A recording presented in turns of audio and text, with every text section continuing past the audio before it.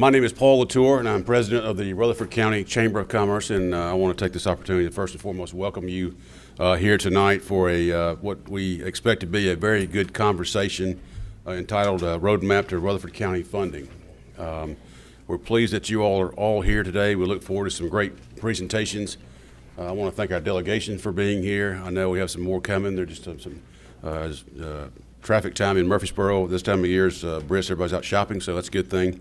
But we are excited that you're here, and again, look forward to a very, very good conversation. And so my role tonight is to be the facilitator, and my job is to keep everybody hopefully on time, keep everybody on topic, and I have look forward to doing that. And so we will now begin. But we're not really anticipating any questions from the audience tonight or any comments, but want to have some good dialogue between our local county officials as well as our state delegation to address our challenges as it relates to growth. And so growth, it can be a good thing, but also can be a challenge. But again, we're glad you're here. And so kind of what we're going to do in the agenda is here, the first group will be some county folks led by the mayor.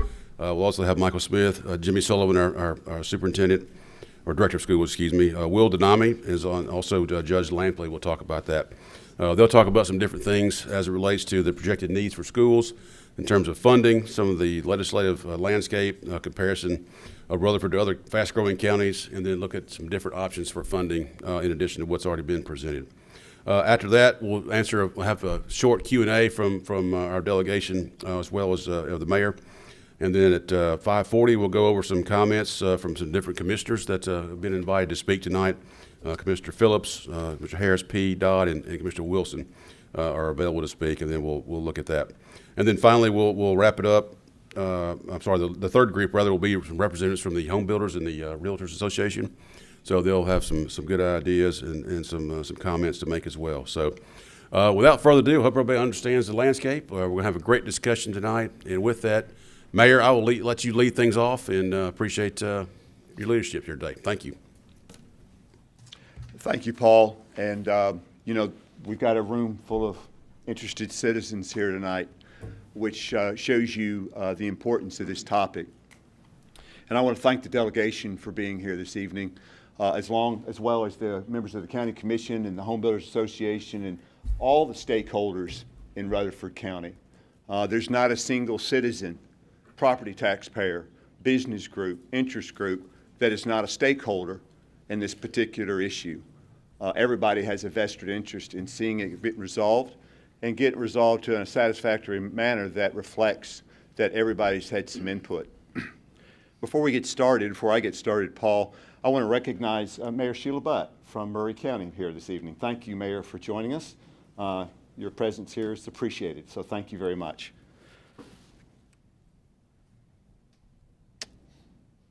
Before we get started, I want to make sure, because I've talked to the team, I want to make sure we have a good understanding of some of the definitions and terms that are going to be referenced tonight. And I'm using these terms, and I'm giving somewhat of a legal definition, and I'm glad Nick is here, the county attorney, so he can provide clarity if I somehow misspeak. But you're going to hear terms like development taxes, you're going to hear a term like impact fees, you're going to hear a term property taxes, and those three terms in particular need to have specific definitions assigned to them because the law is pretty clearly about how we can implement those and what circumstances those can be used and implemented. For the purposes of property taxes, everybody understands what property taxes are. I have the dubious distinction of being the county mayor, Paul, that just raised property taxes 26 cents or 16%. Unfortunately, it was the largest property tax increase in the history of Rutherford County. And I didn't know that when I came in, but Rutherford County, as you have heard me speak on several occasions, was left with a $64 million budgeted deficit. Having said that, we also inherited a tremendous amount of growth. Dr. Sullivan and Will Denami will speak to that in a few minutes, but we inherited a tremendous amount of growth. And so in an effort to restart things, pay off the credit card debt, pay off the $64 million of deficit, we had to raise property taxes. But before we did that, we found $25 million in savings in the county budget before we even began the process of looking at, do we raise property taxes, and if so, how much? The reason I bring that up is this. Property taxes, by definition, are meant to do one thing and one thing only. A lot of us believe that property taxes are designed for the government to buy stuff. That is not the purpose of property taxes. The purpose of property taxes is to pay for the infrastructure that is already in place and the maintenance and upgrade of that existing infrastructure. It was never intended to pay for the expansion of infrastructure as a result of growth. So that's one definition of property taxes. That's the definition I'm working from. That's the definition that generally the county commission works from. And it's why it keeps us on a path to when we do raise property taxes, it's hopefully rare, but it's always for the maintenance and upgrade of the existing services provided by the county. The other definition is development taxes. Development taxes are used to help offset the infrastructure costs associated with new development. Taxes in the code generally, unless otherwise authorized or stipulated in the code, go to the general fund, as opposed to impact fees, which are quite opposite. Impact fees are specifically designed for which the study refers and is constrained by the results of that study. Indeed, an impact fee cannot be levied by a county or a municipality in the state of Tennessee unless there is first a study undertaken to determine the purpose of the impact fee, the application of the impact fee, and how much that impact fee is to do. And when that study comes back, the municipality and the county are obligated to stay within that study. And you can, for reference, you can cite Murfreesboro, Smyrna, and Laverne. All three municipalities within Rutherford County have impact fees, and in all cases, they've had to, by law, undertake a study to determine what that impact fee will do, where it's to be applied, and when it's to be applied. So those are the three definitions that when my team starts to present to you tonight, those are the kind of the definitions we're working with. Finally, I want to say this. The mayor's office, you as a delegation, and the county commission, we all represent the same county. We all represent the same interests. And we all have the same need to see this county grow. But we have a decision to make. Are we, Rutherford County, going to continue to exist with a difference in state law that discriminates Rutherford County from the adjoining counties of Williamson and Wilson and from the cities of Murfreesboro and Smyrna and Laverne? And we will demonstrate that tonight and show you some statistics that reflect that in the last 20 years, or almost 20 years, Rutherford County has been at a decided disadvantage as it relates to other counties, Williamson and Wilson in particular, and the cities of Murfreesboro, Smyrna, and Laverne. And as a result, we have found ourselves at a strategic crossroads. And so what the commission and the mayor are asking tonight is that the delegation take a serious look at providing in statute the same parity, the same opportunity that already exists that the Tennessee General Assembly granted those counties and those cities in law to pay for growth without relying on the property taxpayers of Rutherford County. And so with that, I'll introduce Dr. Jimmy Sullivan, our Rutherford County School Superintendent. Dr. Sullivan, thank you.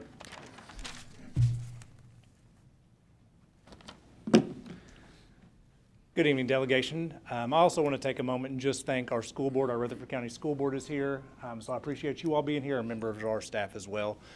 This is not a new problem for us. We debate this problem 10 to 12 hours a month amongst our school board, and I want to dedicate just some time to them because the amount of time they put into this not fun topic is something that definitely needs to be appreciated. So to start off, I want to read just a couple school districts. Boston, Massachusetts, Detroit City, Michigan, Jefferson Parish, Louisiana, San Antonio, Texas. Why do I mention those four school systems? All of those are smaller than Rutherford County school systems the way we sit today. We are a unique school system. We are a top 100 school system for enrollment. If you go look at our enrollment over the last decade, you can click on all of the new categories that Rutherford County continues to show up in the top 100 because we weren't there a decade ago. Those other school districts are shrinking. Unfortunately, we're moving the wrong direction on that shrinking school enrollment statistic. We were in the hundreds, now we're already into the top 90 just this time last year. And so a unique challenge for us is how do we maintain that and how do we stay successful? And so there's a couple things that we really have looked at. Over the last 18 months, we've had a constant evolution of how are we looking at our expenditures and how are we looking at our revenue. We took a very invasive approach to looking at our buildings. We had a third-party vendor come in and walk with our principals and look at every single classroom and every single space that we had. As educators, we like to think of our experts in our field, but we had somebody come in and truly tell us, how are you using your space? Not what's the best space for educationally, but what is the best space that we're able to use to be able to fit students in seats. We have reallocated money from operations to building, money that we know absolutely could have gone to make sure that our students are getting the best teachers in front of them. We've reallocated quite a bit of funding to make sure, and I believe our finance director is going to talk a little bit more about that, from operations to be able to go towards building. And then last but not least, the thing as a director of schools and as elected officials, our school board does not want to do, we just got finished rezoning 51,000 families. 51,000 students that we have to rezone across this district to make sure that we are using seats. I feel like that's our calling, that we have to do. And that's where I stand as the director of schools. I'm Jimmy Sullivan, the proud director of Rutherford County Schools, educated K-12 in this district. And I see Rutherford County really at the precipice of either taking one or two directions. We are still very successful as a school system. However, we're to the point now, if we continue growing without the infrastructure, we're not going to be a successful school system. And that's something that our staff talks about. How do we maintain with what we're able to do? So let's just take a quick look at kind of where we are as a district. First, what we looked at is when we look at 2006. If we go back to 2006, and this comes out of EIS, which is the state's database. So these are true numbers we're funded on, how many students were actually reported to the State Department of Education. In April of 2006, we were at 30,840. So 30,840 in April 2006. We're constantly compared to Wilson County. I like to bring up Wilson County is nowhere near that enrollment currently. And so although it's a comparable district, it's not necessarily comparable for how big enrollment we are. As of December 11th, and this is just kindergarten through 12th grade, we were at 50,831. So April 2006, 30,840. December 11th of 23, 50,831. We've added 19,991 students.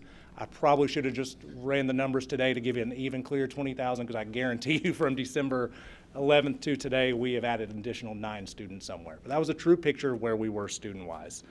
Averaging, of course, we hear about over 1,000 kids a year, but that truly is over 1,000 kids per year.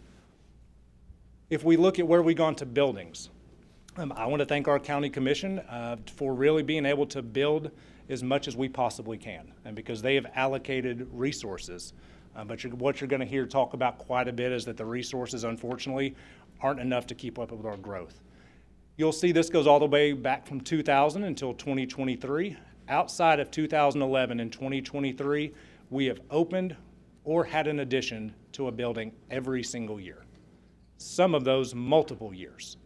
You will notice a trend that the new schools start to fall off once you hit that kind of housing crisis and the bubble in 2008. The new buildings started to fall off, and we started to go towards additions to be able to use our resources the best that we can. We are now the proud recipients of the largest elementary school in the state in Roy Waldron. We are the proud owners of the largest middle school in the state in Blackman Middle School of almost 1,700 kids. And every one of our comprehensive high schools sits in the top 20 in the state. And so we have made our schools as big as we possibly can, yet still being successful. But unfortunately, as this graph does a great job of showing, we've built about all that we possibly can afford. And unfortunately, or fortunately, because people are moving here because they want to be a part of this, we are still to the point where we need additional facilities. Next thing to hit on is our school board just recently as of last Thursday, adopted our new 5-year plan. And so, 2 Thursdays ago, sorry. Our new 5-year plan, so this is part of that really involved, invasive process we talked about. We had somebody come through and look at all of our buildings. We rezoned all of our students.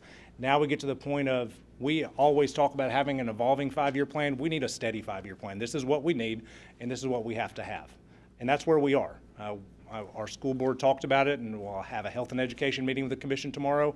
We don't expect this 5-year plan to change unless something doesn't get funded. And ultimately, that's what makes it change every single year. We have $157 million in a 5-year plan.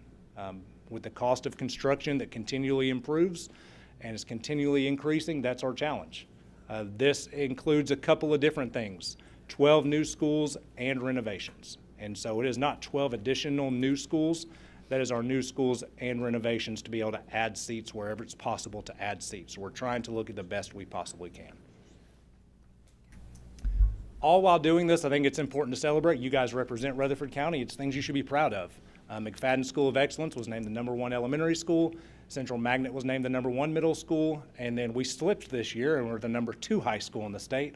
We normally are #1 or #2 in the state, but we're extremely proud of the work that our schools do, even being so big, the opportunities that we had.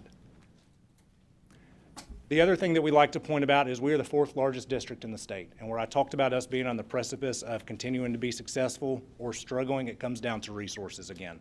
And as the director of schools, the most important thing for me is to provide educational opportunities for our students in a safe environment.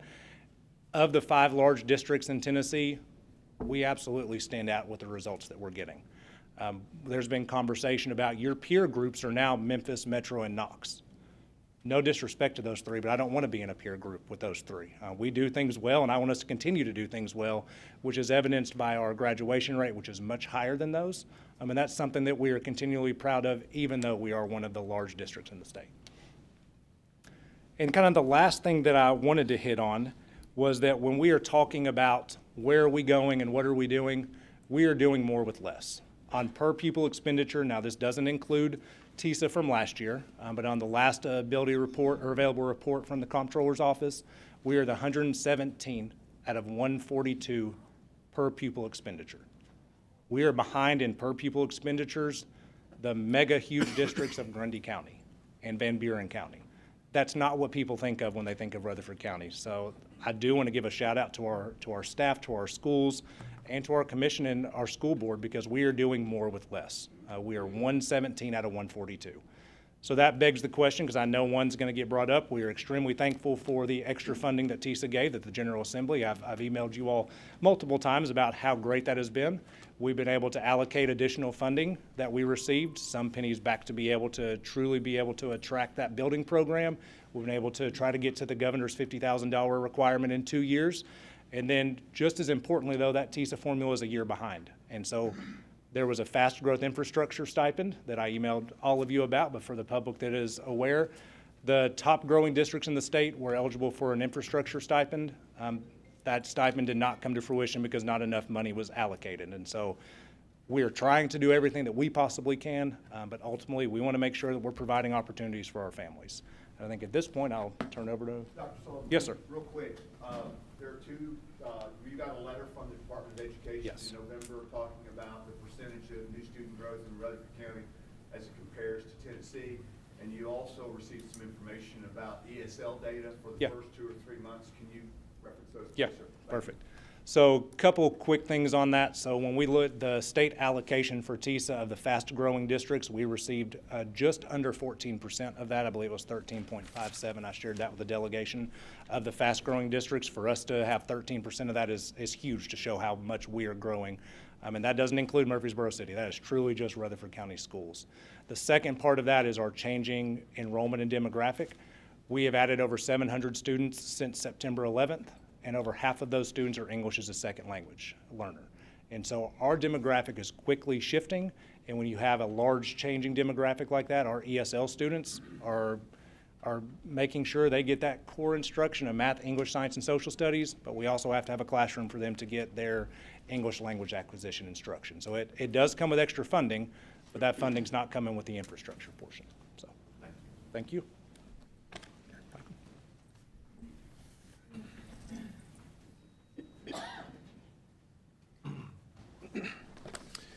Good evening, and for those of you that don't know me, I'm Michael Smith, the Finance Director for Rutherford County.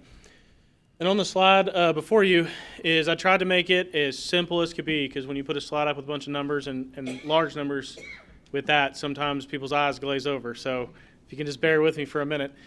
But I want to talk about a little bit the slide and some of the challenges the county faced this past budget year and some of the challenges that we're going to continue to face.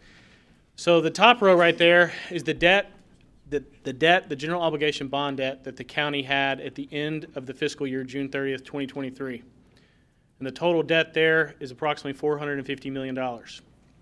In October 2023, we issued $171 million of general obligation bonds. Now that came with a premium on there, but that ends up being what the actual debt obligation was. So as it stands today, we have $617 million worth of debt outstanding. And approximately almost 90% of that is due to schools. Now, it's no fault of their own. We're growing at about a school a year or more. And so one of the things I want to point out is, as you see, we start at 450. The request for the next 2 fiscal years or the next calendar year is an additional $409 million. Now, also, you got to take into account the bond principal payment. So take off $40 million in principal payment. That brings us to almost $1 billion of debt, with approximately 90% of that being school-related and 11%, 10% being county-related. But I want to talk about some of the challenges because we've done a lot of things to mitigate those numbers that you see there.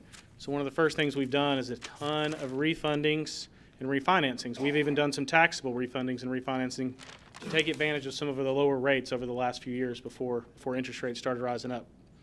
So one of the things on there you'll note is our true interest cost, or average true interest cost of all outstanding debt as of June 30th was 2.26%. And so we're really proud of that. And those are 20-year debt issuances. Get asked that a lot. But one of the challenges we're facing is, as you notice on the slide right there, as of October, interest rate for us jumped to over 4%. Well, that makes it so that almost every $1 million that we borrow, that's $75,000 to service our bond debt per year. So that $409 million is approximately $30 million per year to service. One of the other things we've done on top of the refundings and refinancings that we've done is we've moved a lot of pennies on the tax rate. Over the last 2 years, we've moved over 18 pennies out of the school's operating line item to pay for debt service strictly for schools. So that equates to about $27 million we've moved over the last 2 years out of the school's operating to pay for that. Including this year, we budgeted the operating of the schools down to the state statutory minimum, but all of those pennies did not leave education. They went strictly to pay for the debt service of education. The previous year, we budgeted down into a deficit and used some savings, and this year the funding went for the 3 high school additions that you see there on October 2023. And so currently, as it stands right now, 8% of our budget, of the entire county's budget, goes to debt service, principal and interest. So those are some of the challenges we face. But one of the things I would like to point out, as you notice there, when we're anticipating the new debt issuances there in the coming year, it only includes schools. And so part of the job I'm tasked with is county as a whole. So that doesn't include sheriffs, public safety, anything related to that growth that would go along with it. So that is just some of the challenges we faced over the last 2 years specifically that I've been here. And I'm really proud of the job we did. A lot of people ask about the tax increase that came that none of us wanted to do, but that brought us back really to the status quo to try to get towards a balanced budget, and that's what we would really like to keep. So, with that, I'm going to turn it over to Will Denami.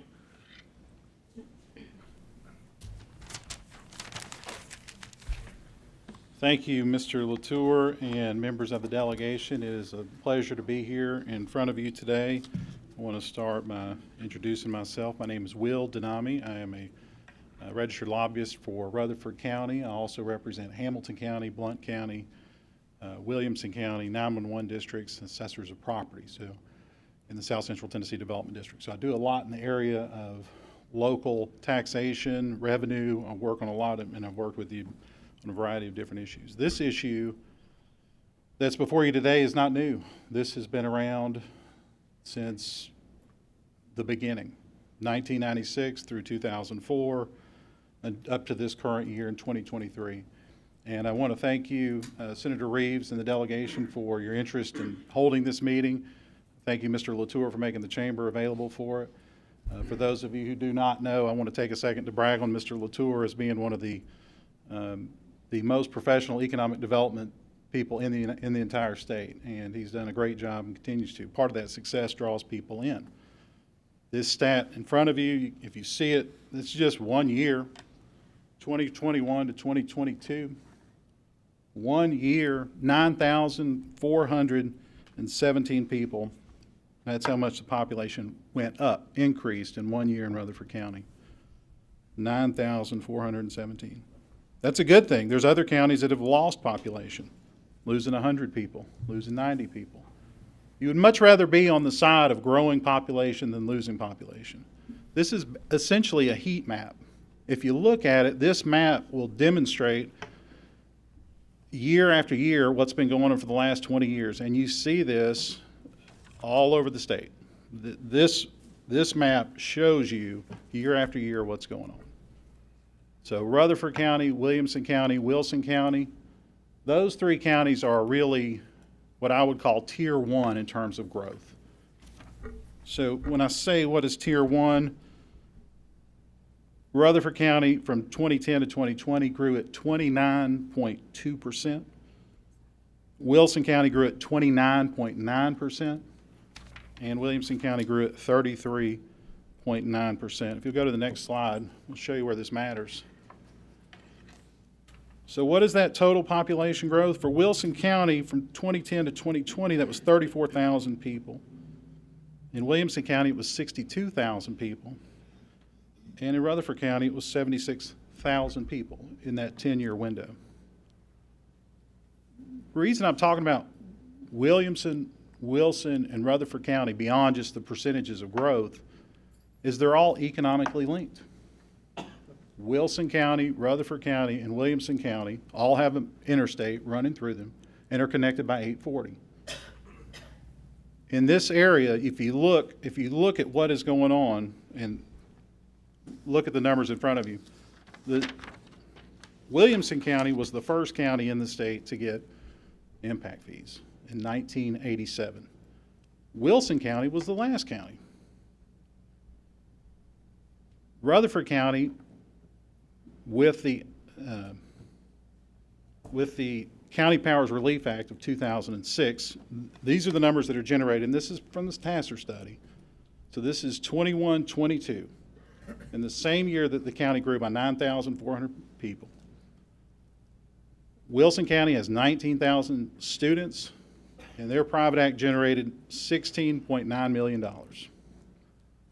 Williamson County, almost 42,000 students, and their private act combined $30.8 million. And again, this is in the TASER study that was produced last month. Rutherford County, almost 50,000 students. I think Dr. Sullivan say it's actually over 50,000 now as it continues to grow.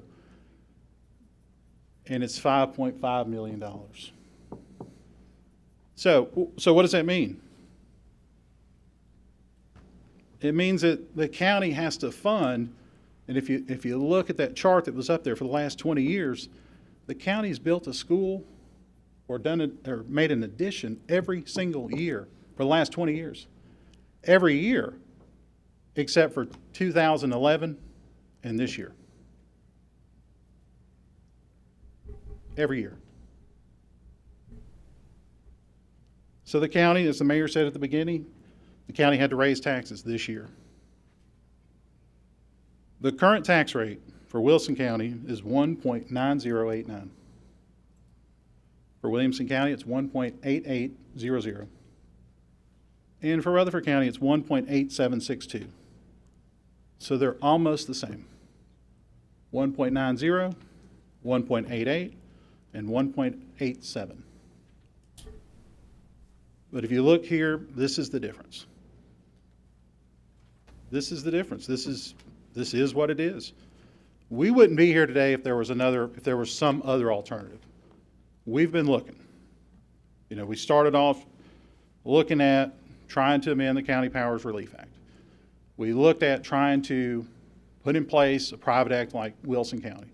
Last week, the commission voted 20-1 to request impact fees, the same thing that the cities within the county have, Smyrna, Laverne, and Murfreesboro. And this is why. This is the difference. you know, I think it's important that we talk about this. I'm glad that we're here today and we'll be around to answer questions. Again, we've looked at all different kinds of options. But that's where we are. Thank you. So you guys did a great job on time, by the way. Congratulations. Thank you. You did great. And so we've got about 10 minutes left in your section for any questions from the delegation or any or comments that anyone would like to make. Okay. If I may, Paul, quick closing remark. Yes, sir. So I know we're here to try to define the problem. We're here to try to hopefully find options to solving the problem of Rutherford County's growth. But I want to make some things very clear in what we're asking the Tennessee General Assembly to do, and that's just give Rutherford County the tool that the Tennessee General Assembly has already given other counties and other cities. We're not asking for anything more or anything less. Indeed, the Tennessee General Assembly has thought so well for so many years that the best governance is the most local governance, and they've demonstrated that with Williamson and Wilson County, with Murfreesboro, Smyrna, and Laverne. I believe that Rutherford County Commission is one of the best, if not the best, county commission in the state, and it's demonstrated by one irrefutable fact. Rutherford County is one of 3 counties in the entire state of Tennessee that has a AAA bond rating. And yet, one of those other counties is Williamson, and the third is Hamilton. And so this county, long before I arrived on the scene, has consistently done more with less. But the growth is now at an inflection point. And so there are those who have said, well, Mayor, if you're not going to raise property taxes again to pay for growth, and I won't, I will not advocate for the raising of property taxes again to fund growth. That's not the purpose of property taxes. If we find ourselves at an impasse for a solution other than property taxes, then what is left to the mayor and the county commission is we have to cut the size of government, which some have said we need to do. I understand that. We cut it by $25 million in this last fiscal year. But if we do that again, it will mean an extreme cut in services. Because unless we either slow the growth or we pay for the growth, we have no alternative. And so I won't speak for the county commission. I'll let them do that for themselves. But the mayor's office believes that in order for us to achieve parity with Williamson and Wilson County, Murfreesboro, and Smyrna, and Laverne, the choice is give us the same option for those tools. Thank you, Paul. Thank you. Representative Terry, you have a question? Yeah, I actually have a couple of questions, if you'll stay there for a second, Mayor.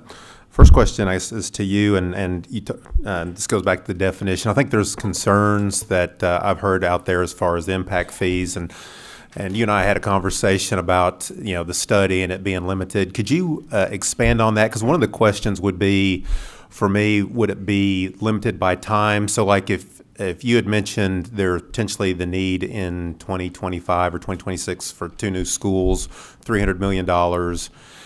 If the impact said that there was $300 million, would this impact fee be limited by the time that was paid off, or how would that be limited? So By the study, particularly. The study would constrain the commission. The results of the study would constrain the commission in how an impact fee were to be applied. And the perfect example is the impact fee study and subsequent impact fee that was recently passed by the Murfreesboro City Council. It was their first impact fee.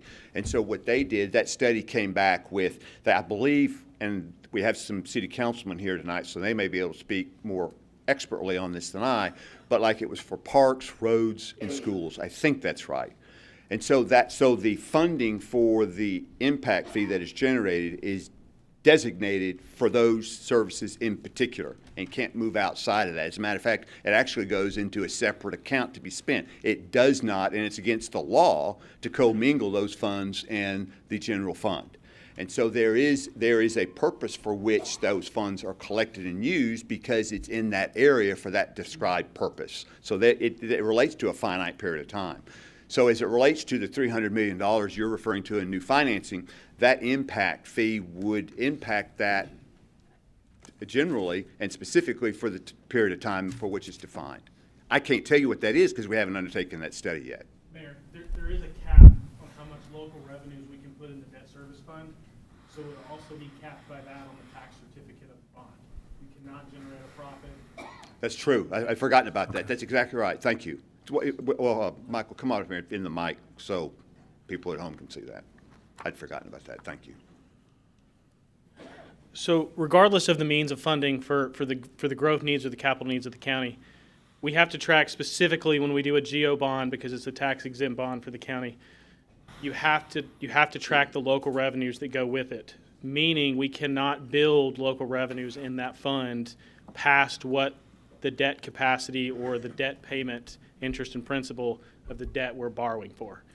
Meaning we can't just let that fund build perpetually. So, for example, you would have to reduce the local funding, if the local funding is an impact fee or property tax, whatever that is, you would have to reduce that as you pay out the bond principal and interest over time. So far, we've never seen, because we're growing so fast, we've never hit that. But if, for example, to your question, we did not need a school in 4 years, if that were to happen, as that bond would get paid out for the school system, we would need to reduce the local taxes with that being an impact fee going into there for that. So to add on that, so if, say you were paying that down and there was determined that another school is going to have to be built, then that would extend that? Is that what? You would have to look at a new study there as well. Right, new study that. to extend it. Okay. But I want to be clear, we cannot pad that fund. It's not like the general fund that has unassigned fund balance or the school's operating fund that can have, you're not allowed legally to have an unassigned fund balance in the debt service fund. Okay. And so right now, as you see our adequate facilities tax that was up there a minute ago, that specifically goes into our debt for education, and so it doesn't even get close to that. But if it did, we would have to reduce that at some point.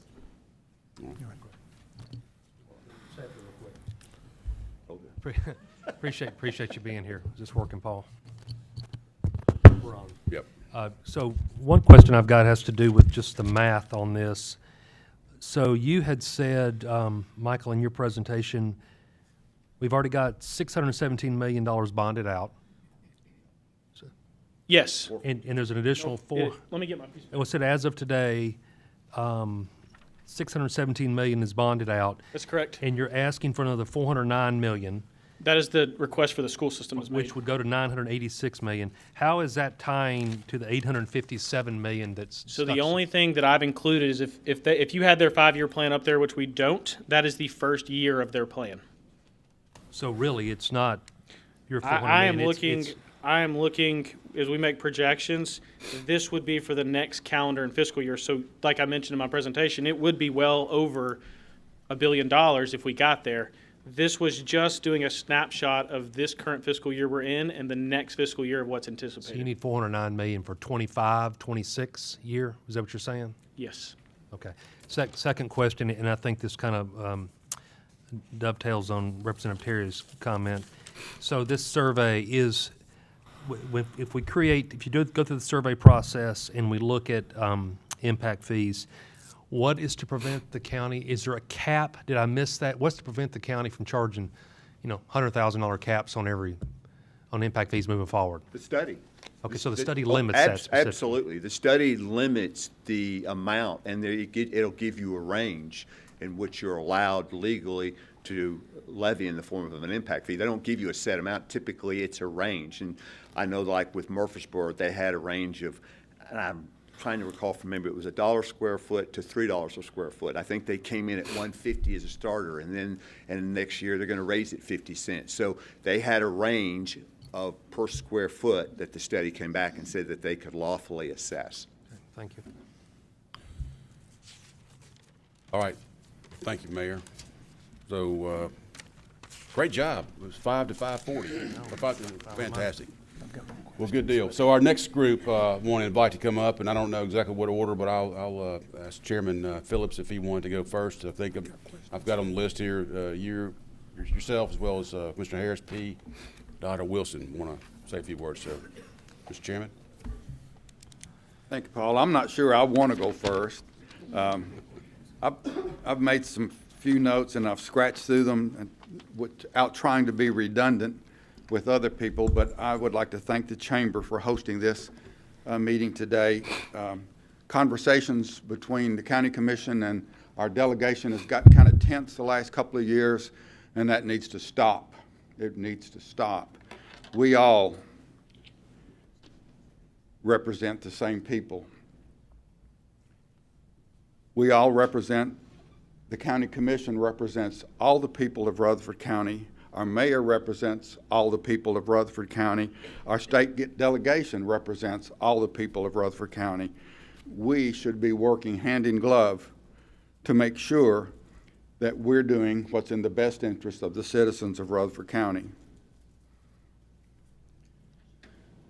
Our request tonight is not to implement an impact fee, a development tax, or any type of adequate facilities tax. It's just to put us on the level playing field by giving us a tool so that we can make that decision locally.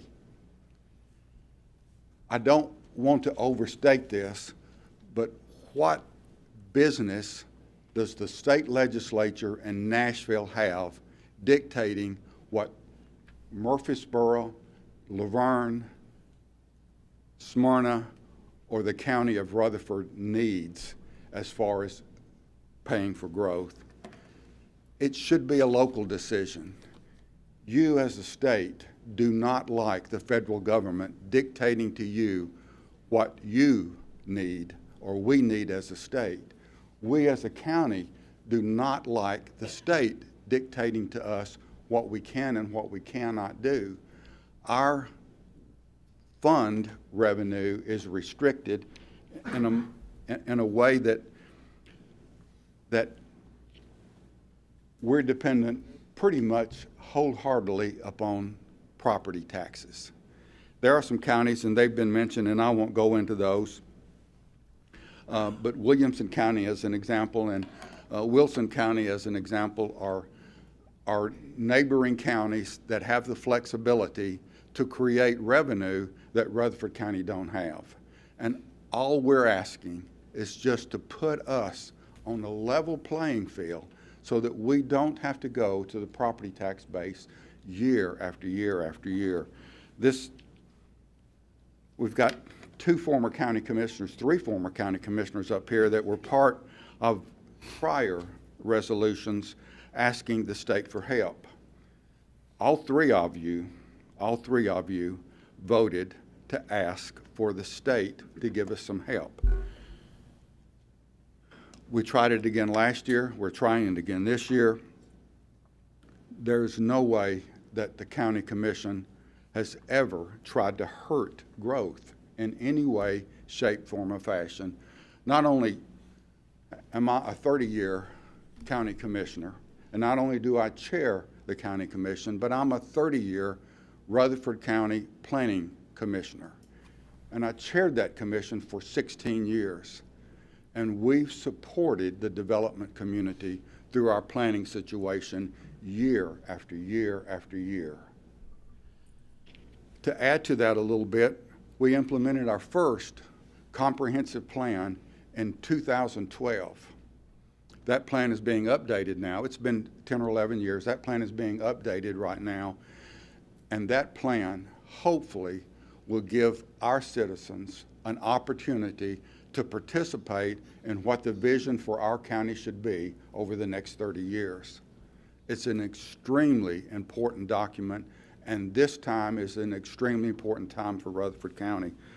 That plan and that vision calls for all of us to come together, you, us, citizens as a whole, to come together for us to realize what our county could look like, not only this year, 5 years from now, 10 years from now, 20 years from now, but hopefully 30 years from now. We need the tools to help us pay to get there. I'm proud to be a part of the county commission. I am proud of each one of you. Each one of you has helped the county in ways that I can't even fathom through the years. I see a bright future. I see a bright future for us as a county. I see a bright future for us as a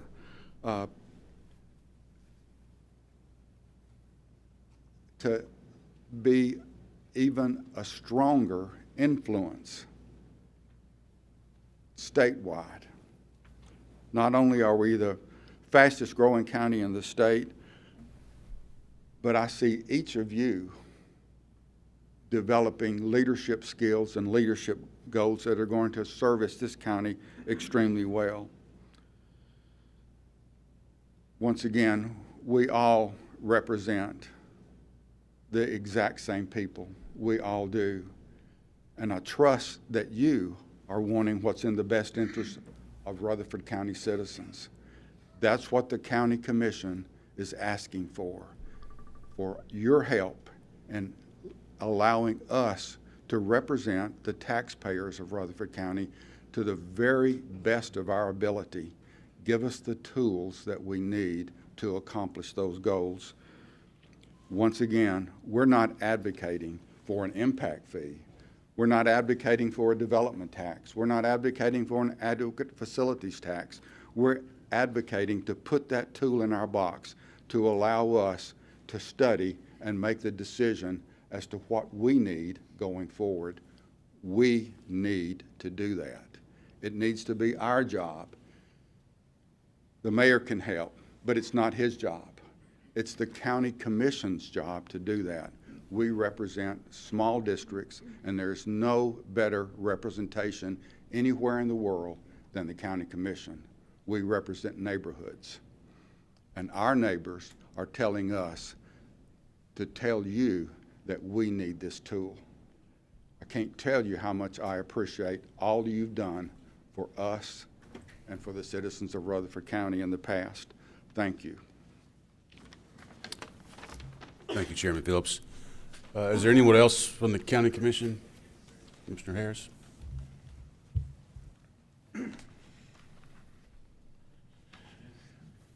Delegates, thank y'all for being here. I believe that the only way we can solve this problem is we all work together. And I think it's very important for what we're doing here tonight, but we also got to educate the public on the situation we're in. The number that I want to throw out there is 30 million.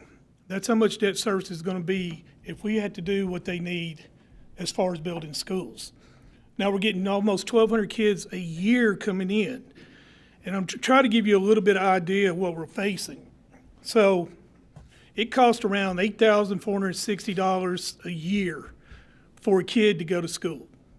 Now the state pays the majority of that, which leaves around $3,200. I believe I'm close. So that's $3,200 that we're responsible for. Based on our last census, it is 2.3 children per household. So now that number is 6,400. On a average price of a house, average size of a house is around $2,250. The property tax on that is around $1,600. So you see it doesn't add up. And you see that we're already upside down. Now, everybody focuses on schools, and we should, 75% of our budget. But we have other departments we got to take care of as well. And I do not feel that the home builders should bear the total burden on this. I think that we should look at all avenues and all ways to raise money. What does that look like? Well, give us more portion of the sales tax.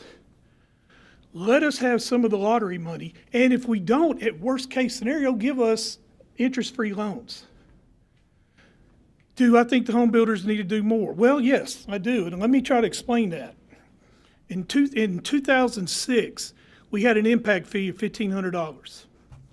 In 2020, in 2021, I helped get us $1 per square foot with me and Charlie on $1 per square foot.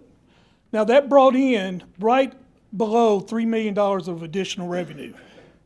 It's not enough. But I'm up here to give you some ideas of what we can do to raise revenue. It cannot be just the home builders. It's got to be other areas. And I think those are areas that you will focus on and can get that for us. Now, in 2006, a builder paid $1,500 impact fee or development tax. We changed it in 2020 or 2021, I can't remember. Anyway, based on a 2,200 square foot house, that price was an additional $600. So they were paying $2,250 instead of $1,500. It generated in 2022 figures around $5 million. All right.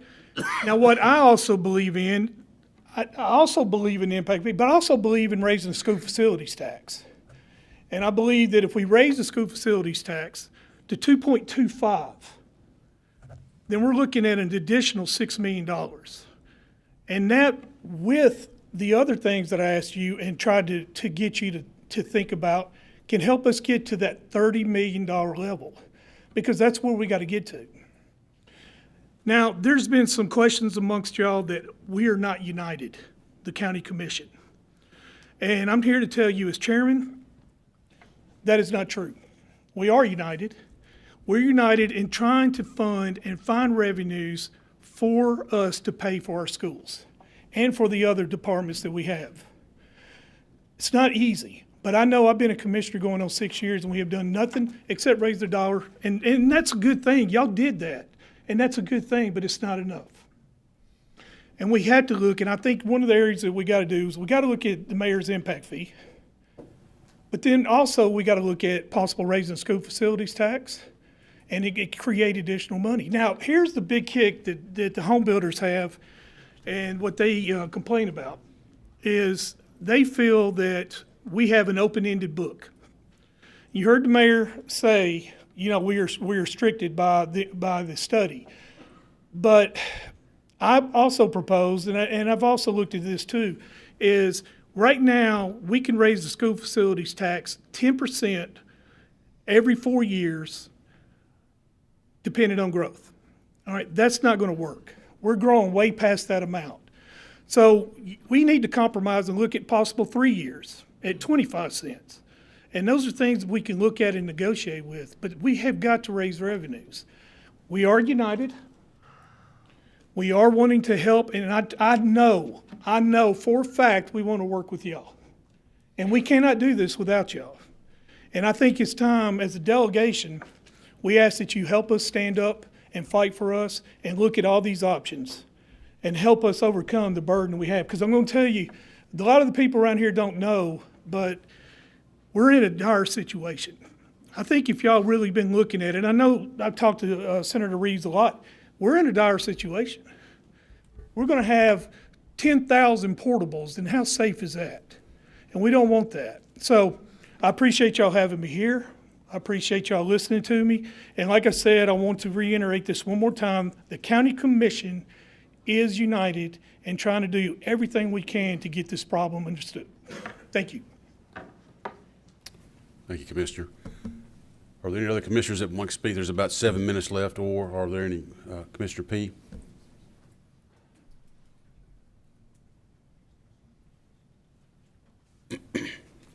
I think just about everything that's been said, y'all have heard before, but I'm going to add one more thing to that.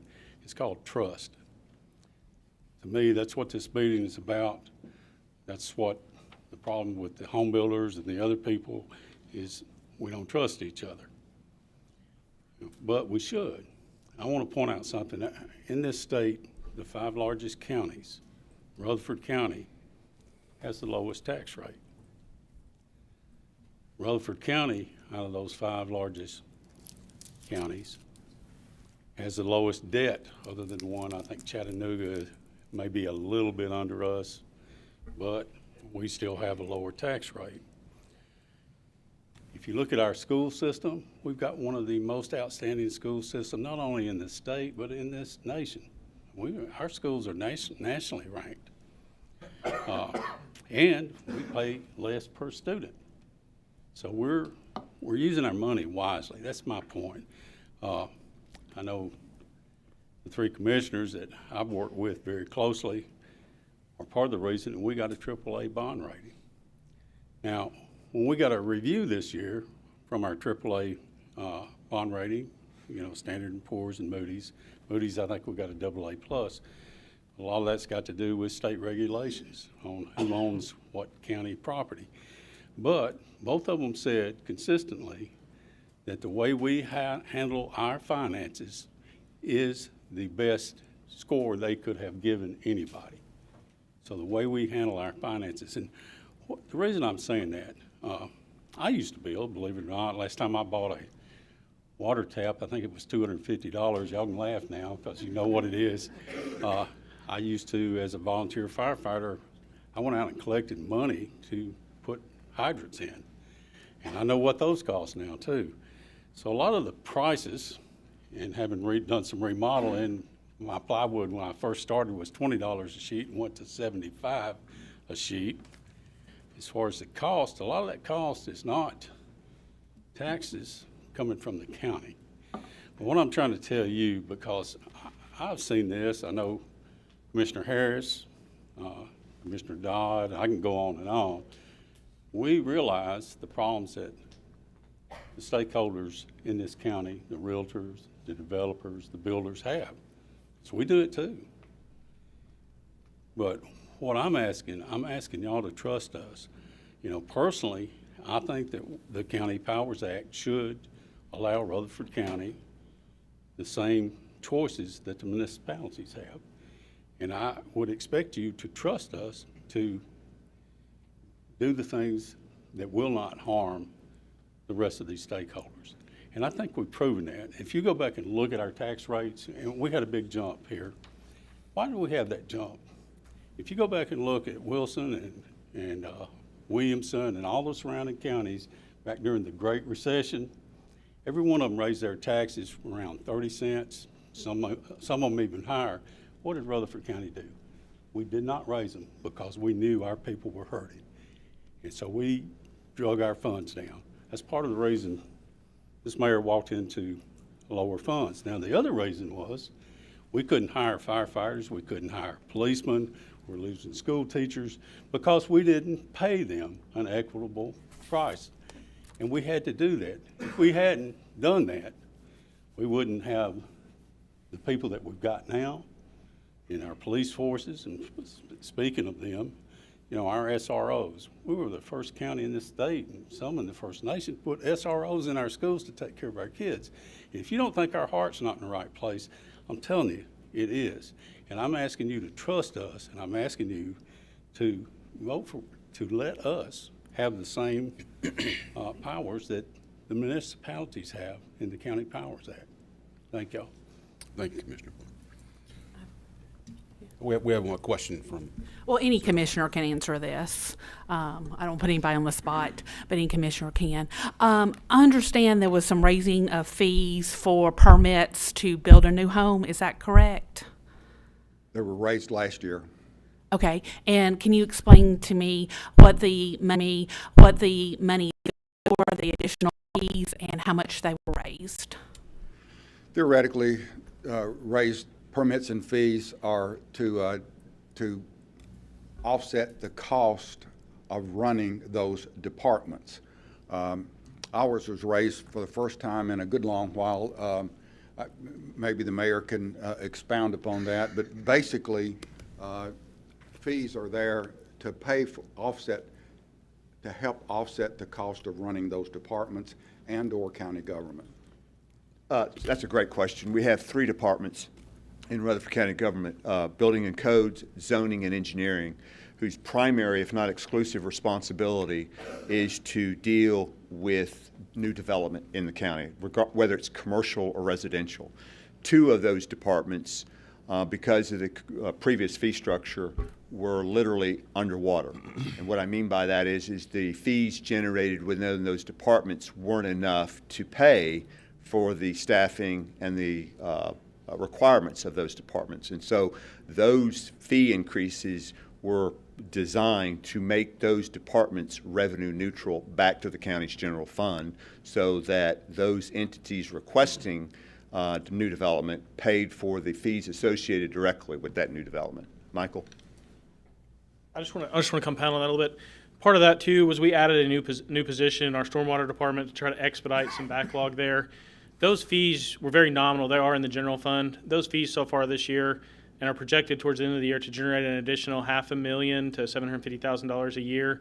But a large portion of that was almost all three were underwater. One was very close to breaking even as far as the departments, as far as building codes, planning, and stormwater. But they moved an additional person to full-time and added a new position in this year to try to expedite the amount of work and business that those three departments handles.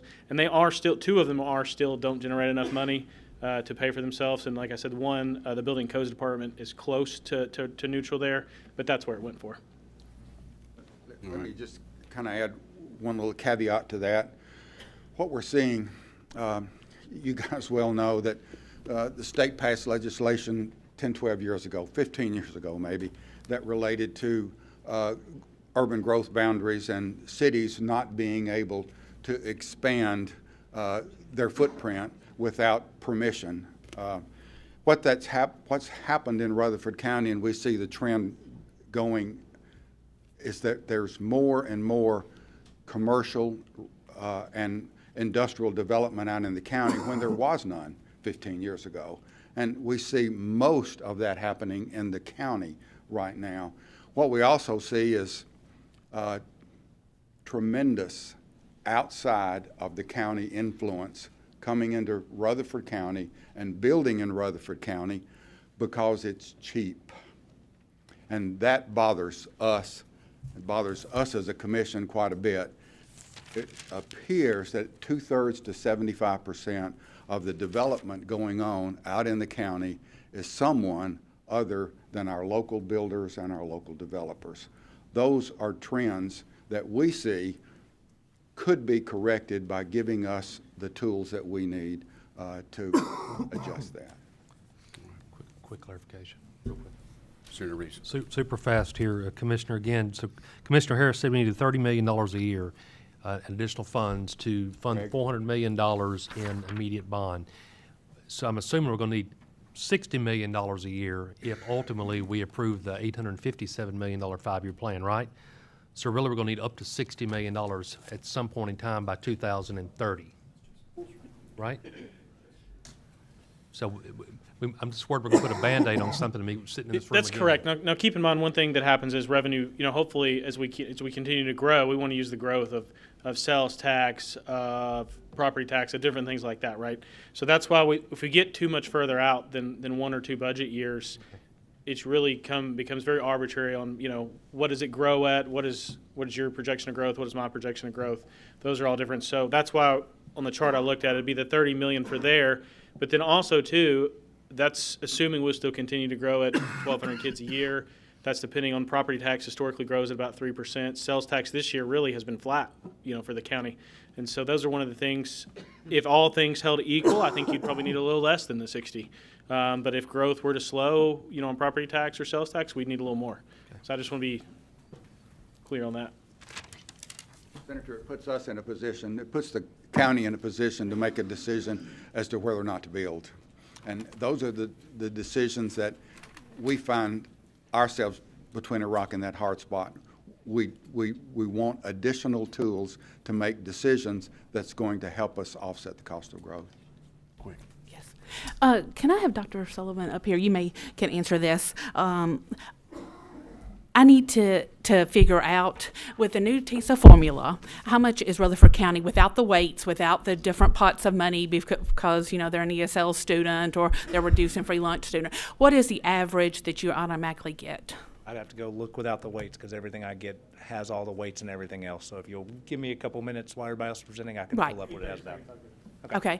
Yep. And I think it was what we put in Rutherford County around 3,200 extra after what the state sends down. Is that correct? What do you mean extra from our state, our local revenue? Yeah. We can pull up the actual Okay. percentage too. Thank you. Yep. All right, we'll wait on that answer as we transition into our next phase. So good. Thank you guys for your comments and ideas. So next up on the agenda is our last group of representatives. So we've got Chris Jensen representing the Home Builders Association. I think you may have someone else with you as well from the, you guys feel free to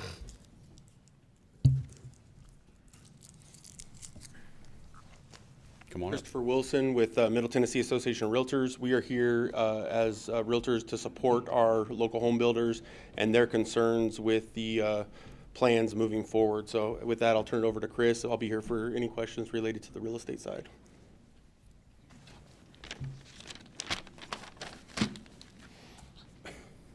I don't enjoy public speaking, so I wrote everything down. As you mentioned, my name's Chris Jensen. I'm here tonight as president of the Home Builder Association of Central Tennessee.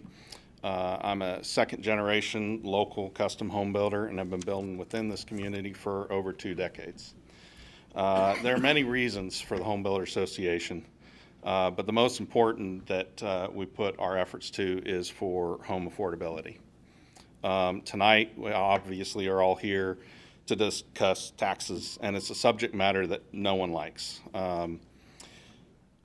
There's also, as we look at this, there's three ways to solve an out-of-balance budget. The first is to bring additional revenue in, the second is to cut spending, and the third is to do a combination of the two.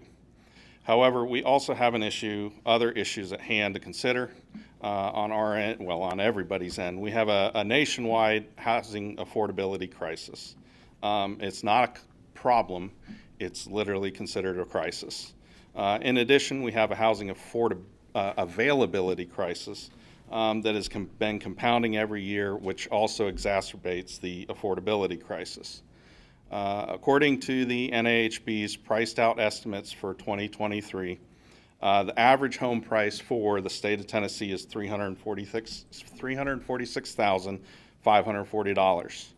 According to this same estimate, 70% of Tennessee households cannot affordably purchase a home today within this current market. In regards to the nationwide availability statement, availability crisis, I have a statement from the same TASER study as brought up earlier, which is being conducted to look at housing affordability, impact fees, and development taxes. Quote, recently, several states have undertaken legislative action to address housing. Most have sought to reform local land use regulations to facilitate the construction of housing. California, Florida, Maryland, Massachusetts, Montana, Oregon, Rhode Island, Texas, Washington, Utah, and Vermont, among others, have required local governments to adopt zoning and permitting reforms to bolster housing development, such as allowing for duplexes and other multi-unit housing on lots zoned for single-family use, allowing accessory dwelling units to be built, expediting permitting, decreasing or eliminating minimum lot sizes, increasing allowed building heights, reduced parking requirements, increasing density around transit sites, or automatically rezoning commercial areas to allow for mixed-use development. Arizona and Colorado also considered land use reform this year, which would have used several of the measures above. Those bills have not passed. Oklahoma has created a $215 million housing trust fund, mostly for zero-interest construction loans for affordable homes, while Massachusetts has dedicated over $4 billion to a slate of housing construction and preservation initiatives. California recently allowed faith institutions and nonprofit universities to use their land for affordable housing if they so choose, and without the need for rezoning, end quote. We should be working together to find ways to decrease current regulations to allow for more housing, to find ways together to reduce housing costs to deal with these crises. We need to be looking at what is going on around us in surrounding states to better handle the crisis at hand. We should not be looking for ways to increase regulations, nor should we be looking to increase the cost of housing that 70% of your constituents cannot reasonably afford. I've heard and read a lot of comments that have been made over the years, and I can just hear the comment from that statement to quote, just build a cheaper house. The problem is that we as builders have parameters that we have to stay within in order for a home to appraise and qualify for financing. I'm not going to delve further into that tonight, but I can always expound further on that if needed. Due to these stated issues, among others, our associate industry oppose increasing regulatory actions and costs on new home construction. I've crossed out some of what has been said because it's been touched on, but impact fees have become a popular term over the past year or previous years even. The comment is that growth should pay for itself. Well, my question tonight is, when did a new home equate to growth? New homes do not equal new growth. New homes do not cause growth. New homes are a result, one result of growth. Taxing new homes is not taxing growth. The growth is already here. The growth needs these homes. An impact fee also can be a fee source of income that goes up and down. The numbers that have been discussed in different forums and tonight have been built off of number of permits pulled over previous years. According to the Federal Reserve economic data within Rutherford County from 2021 to 2022, there's been a 38% decrease in the number of permits pulled, which would and did decrease the funds received by 38% from the previous year. When discussing impact fees, there are three fees, as the mayor brought up. You've got impact fees, you've got development taxes, you've got adequate facility taxes. On our end, they're essentially, for our new home, the same thing. It's all a tax on new construction. Rutherford County previously had a development tax, started out $750, then doubled to $1,500 per home, as mentioned, and then swapped out for the adequate facilities tax at $1 per square foot. Mentioned that raised about $600, which was about 50%, which is currently in place. We have a current fee in place being charged on every new home. It has been commented numerous times that growth doesn't pay for itself and that the county is subsidizing the builders and developers.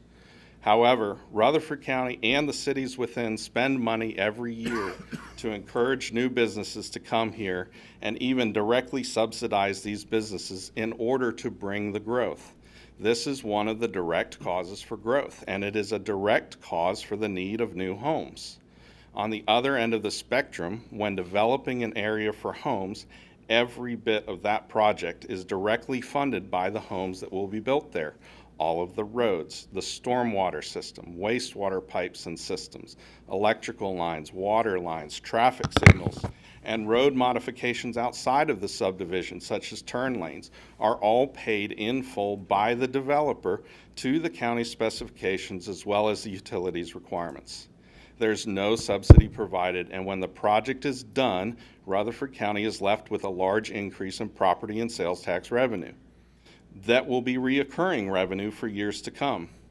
All of this to serve the need of growth, again, not creating growth, but serving the need that is added to by the desired and subsidized growth. How can we take the position that it is cost effective to directly subsidize and bring new businesses in, to be in a mindset that more jobs, new jobs bolster the economy, while at the same time take the product of that mindset and claim that new homes then affect the county's budget in a negative way. New homes are a result of growth, not the cause. People don't realize how much a single-family home build actually adds to the economy. Just in the direct cost of a new home that brings revenue directly to the county and the state through a transfer tax from the sale of land to the developer, taxes and fees for the development of the property, sales tax from the material used to develop the property, transfer tax again from the sale of the developed lot to a home builder, taxes and fees for the construction of a new home, sales tax from the material used to build a new home, and then transfer tax a third time from the sale of the home to a home buyer. And then you are left with the increased property taxes the county gets for years to come. I looked at a single 34-acre development of 179 homes. The homes appraised for around $400,000 each. Previously, that 34-acre field brought in $447 a year $447 a year in property tax revenue to Rutherford County every year from that field. It takes that and it makes it a $335,000, $840 revenue added to the county's budget every year. That's just from the property tax increase, a 75,000% increase. If growth is not paying for itself, we ultimately need to be discouraging new business and not blaming it on new homes. Now, we are, as an association and individually, part of this community, and we want to help to grow and make our community better. We've expressed to every party here that we're willing to work together. We've also expressed that the issue before us today is not a single item fix. And we will not support anything that's not inclusive of several items to solve the issue at hand. What's the solution? Some of our ideas include that we should petition the state to take the current in-place transfer tax that is paid out every time a piece of real estate is sold and greatly increase the percentage paid back to the counties. Currently, each county in the state only receives back a minimal percentage. This would not increase any burden on a taxpayer or home buyer and would greatly benefit counties across the state. We also believe that tax abatements for incoming companies and businesses should be greatly limited in both the county and the cities. We believe that we should reduce our regulation and work together to find ways to create more affordable housing within our community. We also believe that we should work together to reduce the cost for the county's buildings that are constructed. We believe that there's a lot of opportunity available for further value engineering, both the design and construction of these buildings. We also would recommend that we all work together to effect change and update TDEC's regulations to be able to utilize current technology in wastewater disposal, which would allow greater flexibility and more affordable projects for the county, as well as businesses, developments, and single-family homes. The Home Builders Association of Tennessee will pursue to garner support from our state association and other associations for legislation that conforms to the positions that we've stated this evening. In addition to this, HBACT believes that we all should make a reasonable efforts to work together to better our community and make homes more affordable. I did jot down a couple notes on some of the slides that were shown, and then I have to read them. I will just comment that one thing that I had noticed on the chart from the tax dollars versus the income from the adequate facilities tax versus the population on the chart that was shown was half and half. The first half was a $1,500 development tax. The second half was the raised fee.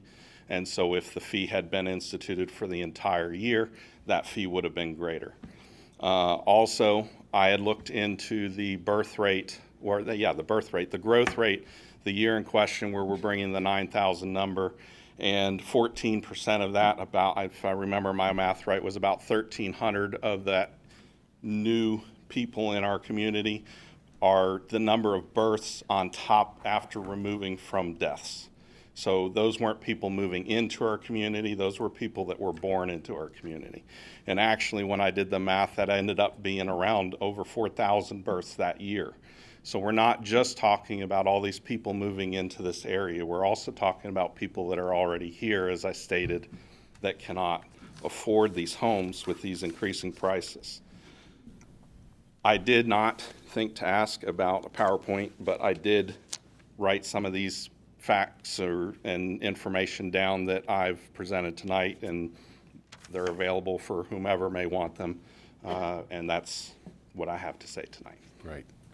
Thank you, Chris. Appreciate that. Does anybody have on the panel, delegation, have any questions of Chris?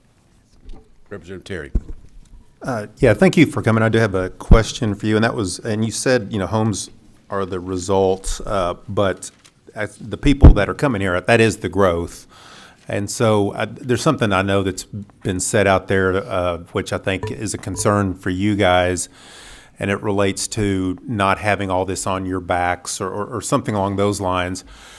The question, and it said, I've seen where people say, well, put the burden on the home builder, but the reality is the people moving here, the growth that is coming here is the people that are here.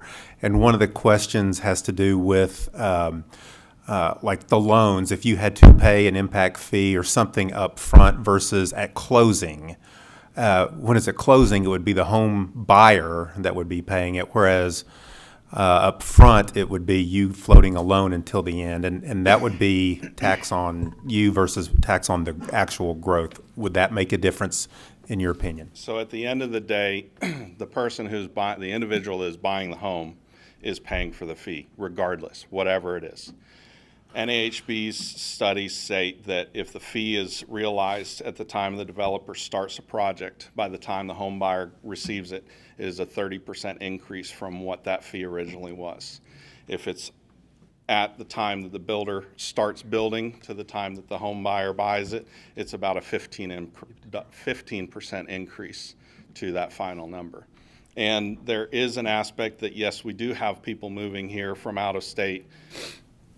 I don't have data to support this, but we've got a lot of builders that have talked about it, and honestly, the biggest need for the affordable homes are for people that are in our community. I build custom homes. That's where people can see, you know, the people that are moving here typically are going to have money. They're moving here because it's cheaper than where they're at. They're not buying the starter homes. They're not buying the new homes. They're buying existing, they're building custom, or they're renovating a house once they move in. I'm in the middle of a project for a couple out of Hawaii that are doing a major remodel. They bought a house here and they're redoing every single aspect of it. I do have a follow-up to that, and this goes to the $1,500 that was back in 2005, and the county had an opportunity back then, as the other counties, Wilson, Williamson, to change their charter and put some fees in there, and they did not do that at that time, but they put in a static fee. Over time, obviously, the cost of housing and materials have gone up, but that fee has been static.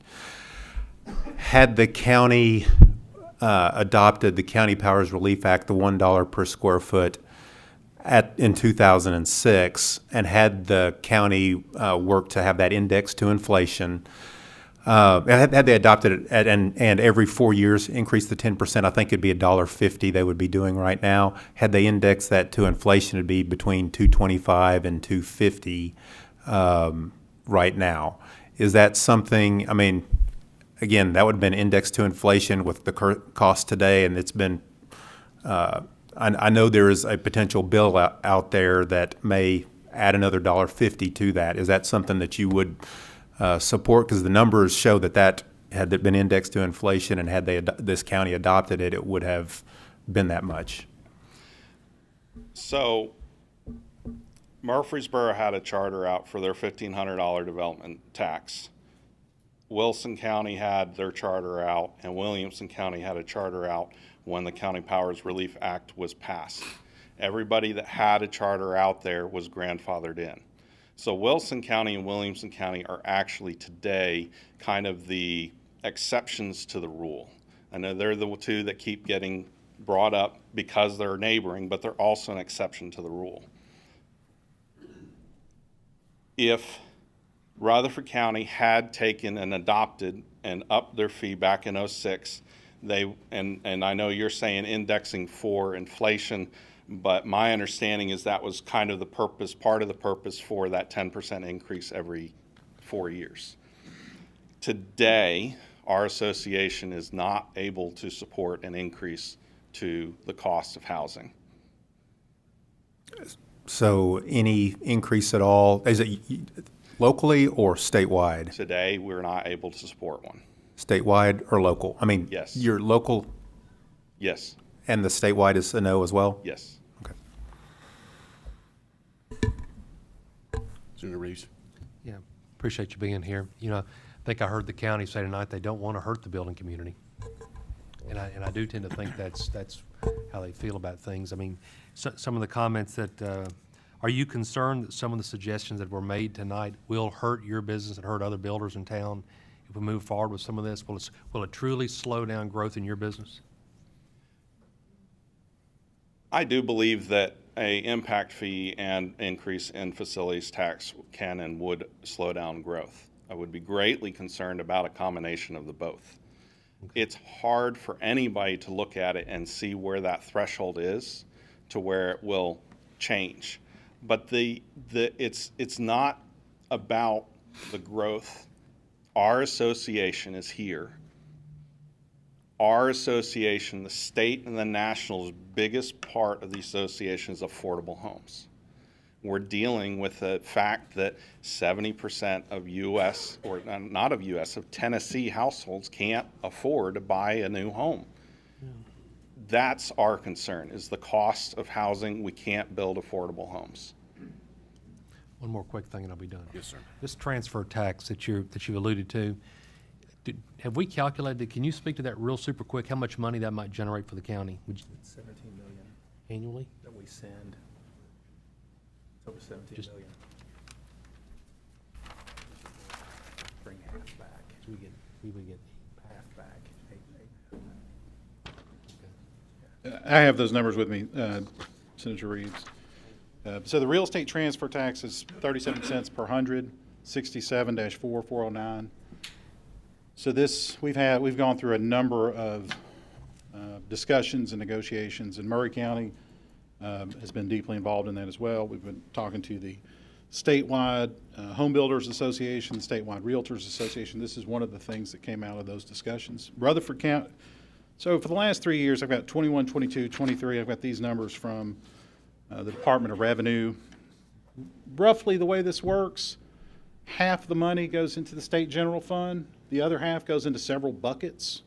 So assuming you leave the buckets alone and you just focus on the part that's going to the state general fund, it was a total of $251 million in fiscal 21. It was a total of $359 in fiscal 22 and a total of $287 in fiscal 23. So we're probably talking 125 to 180 is what would come back. So it's proportional because it's based on those qualifying real estate, and there's some that qualify and some that don't, freehold state, and there's a whole body of law around it. But roughly for Rutherford County, we're on the low side around $7.5 million a year, high side 10. we'd get back. Yep, Recurring. recurring. Now that as it was discussed, to be fair, and I want to be real fair to the Realtors Association who was involved in that discussion, this has been a really important issue for them. And so what they said was, if we were to go down that road, for their support, they would need, and I don't speak for them, but I'm trying to characterize generally how the discussion went. They would need to see parameters on how the money was spent, which I think if the parameters are capital, education, I mean, you've been hearing just about education. Those numbers are education. So if it's just capital education, Rutherford County can use those funds, I think, easily. But the larger concern I think that the Realtors Association has is that the 37 cents per hundred doesn't increase. And so in order to, their board had asked, or had conditioned, that they want a constitutional amendment to go along with it. A constitutional amendment to enshrine the 37 cents per hundred. So this was in the discussions that we've had, a lot of different components. Thank you. Thank you, Will. Hey, can I ask Will a question? Yes. I knew there was legislation out there. I've read it about the setting aside half of the tax you're talking about, the real estate value added, the sales tax on residential real estate. I hadn't had time to look at revenue to see what it was. But what did you say the total statewide revenue right now being raised by the state? Well, so it fluctuates, right? So we've seen Like last year. in 23, 287 million was the total draw Okay, statewide. statewide. So half of that goes into the state general fund. The other half is already goes into buckets, It goes where? into different buckets. There's Okay, different. right now the counties, it's not been sent back to the county. That's right. It's going into like wetlands So funds. the different- 287, half goes to the state, the other half is spent on other mandated. All right, so we're talking about the state being able to without affecting all the other buckets, the half of the 287, we can, okay. That's exactly right. So on the You supplied the numbers I was gonna ask for tomorrow. yeah, in 21 to 23, we've seen a lot of volatility. On the low end, it was 250 million. On the high end, 360 million. But you can balance that out. I mean, it's 120 to 180 million. Other question, you had mentioned also seeing there was legislation that I've saw recently that it was $1.50 with a, was that an increase or a total? So An increase over the existing in any county, or is that just the, it's kind of hard to read, and then it said another part of the line, it can increase to another $1.50. Was that a maximum three? I've got to ask more questions about it. I just saw it yesterday. So to be clear, there are a variety of different proposals floating around. We started off working on the County Powers Relief Act, which I think is what you're talking about, adjustment of the $1 on the County Powers Relief Act. We had talked about $4, $3, $2 to $6. $1.50 is the last one that I saw. I saw a couple versions of it. It has a 4-year review, so you'd have to keep implementing it as it every is now. 4 years. You'd have to hit growth thresholds and so forth. But $1.50 was the new amount established, and I believe it had an escalator in it. I think at 10%. I think. It mentioned 150 twice, and I was assuming said if the county commission increased it another $1.50, I was assuming they could do that over 4 years, or at the end of the 4 years. It was kind of hard to understand. Well, there's different the way it was versions. written. There's different versions. I can tell you sort of the main caveats are, part of it is about when is it due, and so that was thrown out as a negotiation. Will that help? Does that help home builders? We kept trying to get to the point where it would be acceptable. And the thought was there that it takes the burden completely off the home builder, and it's on to the people that are buying the home. So if they're moving here from other states or whatever. But so there are different components to it. The $1.50, I think, is sort of the central component. The other central component is changing the date of when it's due to 30 days after the title transfer. So it becomes part of the closing. Thank you. Yeah. Thank you, Will.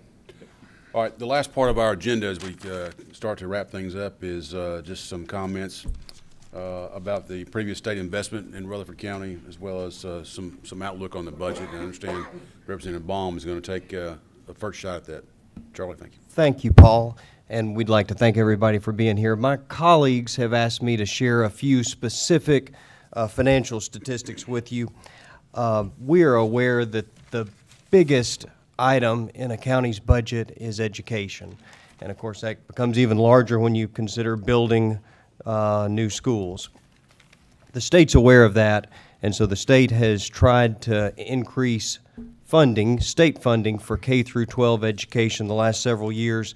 The first statistic my colleagues have asked me to provide is what the sizes of these increases are. 3 fiscal years ago, the state provided an increase in funding for K through 12 education of about $350 million additional dollars. 2 fiscal years ago, an increase in funding of about $650 million additional dollars. And then this last year with the new TISA funding formula, $1 billion new dollars for education from the state. Now those statistics are statewide. For Rutherford County specifically, TISA provided recurring $57 million additional dollars for education for the Rutherford County school system and $9 million additional recurring dollars for the Murfreesboro city school system. We also allocated about $30 to $35 million in a separate pot in growth funds, and I think you heard a little earlier tonight that Rutherford County got a fairly healthy share of those funds. I think we originally thought the funds would go to build new buildings. I think they went to fund growth in the form of new students that had been added to the school system.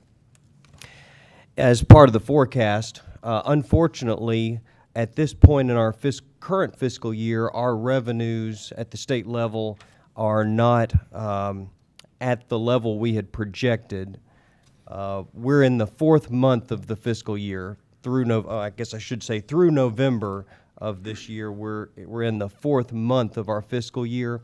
And we have made 2 different sets of projections. One's through the Department of Finance and Administration. Our state revenues are about $200 million behind where we projected according to F&A. Fiscal Review Committee also provides a projection, and our state revenues currently through the fourth month are about 157 million behind where we had projected them.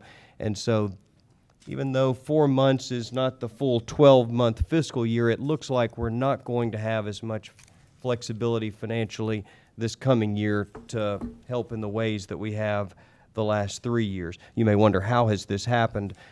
These shortfalls are really just shortfalls of about 5%. Here's how we got there. We projected revenue growths of about 3% this year, and our revenues are actually have shrunk about 2%, and that accounts for the 5% spread. That explains why our revenues are coming in at a slower rate than our projections. The intuition for that economy-wide probably has a lot to do with higher interest rates, and those higher interest rates have begun to slow economic growth. We'll see a slower rate of economic growth this fourth quarter of this year, than we otherwise would have seen, and so those higher interest rates are having an effect. They're having an effect pulling down the rate of price inflation. They're also dampening the rate of economic growth, and so we're going to have a little bit less flexibility to help local governments in the upcoming fiscal year, it looks like. But that makes this conversation that we've had tonight even more important, because it suggests the county could be even under a little bit greater financial pressure.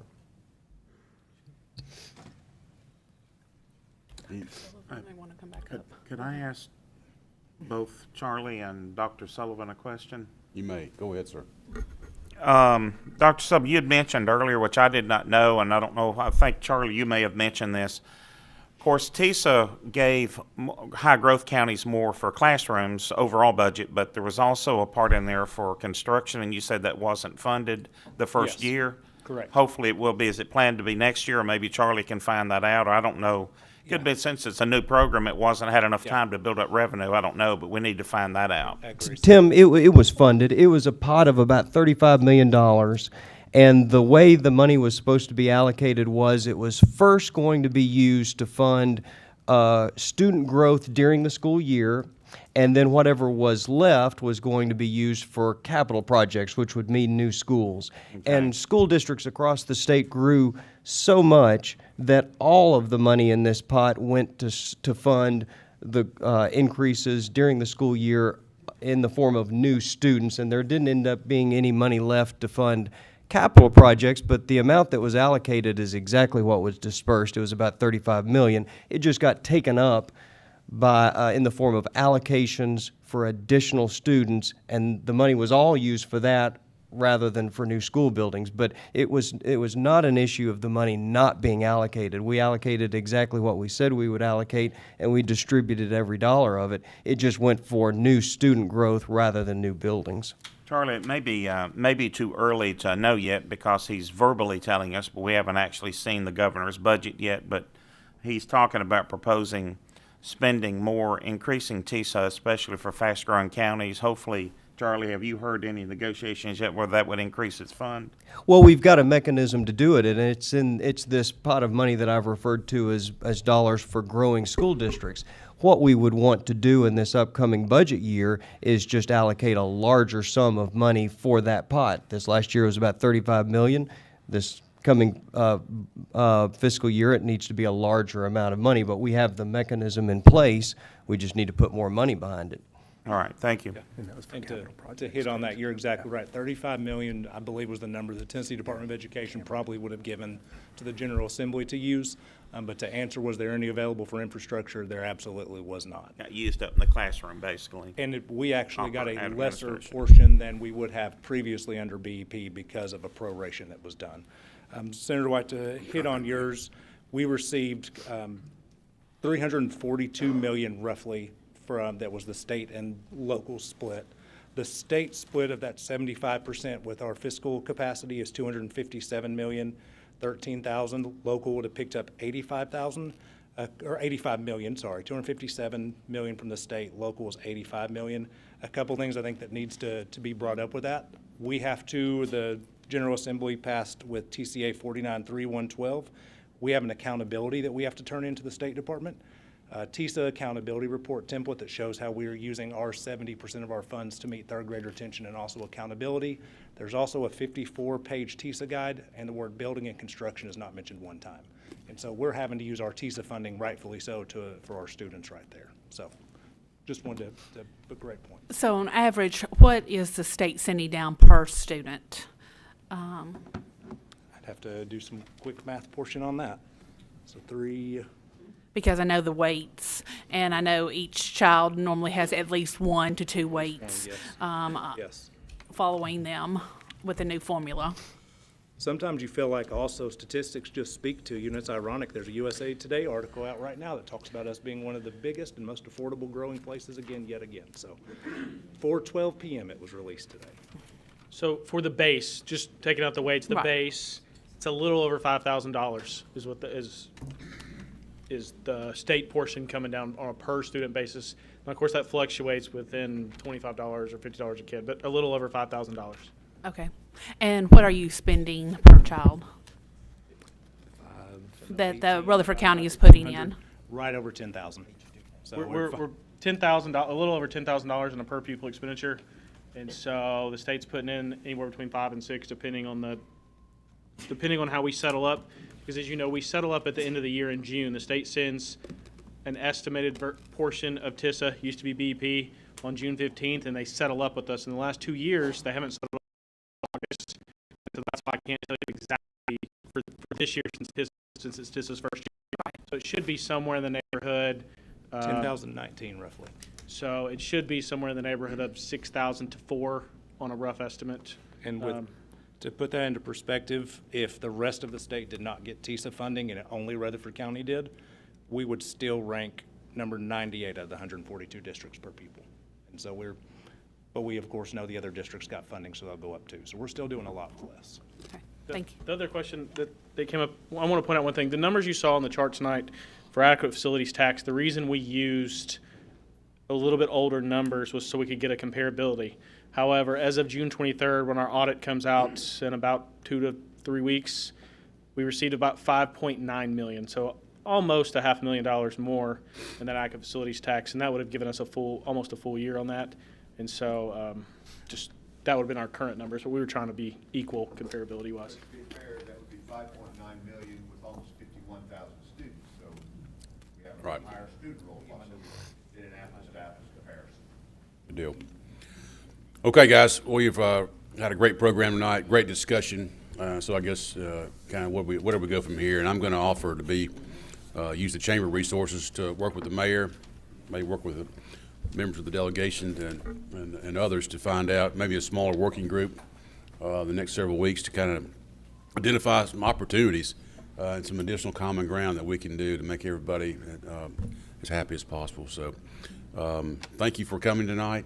We very much appreciate all of your support, all of our elected officials, what you guys do. It's a tough job, and we appreciate all your support over the years. Have a Merry Christmas and Happy Holidays to everybody, and we'll be back in touch soon. Thank you. Thank you, Paul. Thank you. Keep us on track. I think I got it. Wasn't too bad. 10 minutes. I think Mr. Nolan said because you were so wonderful. That's all. That's all. You were so wonderful.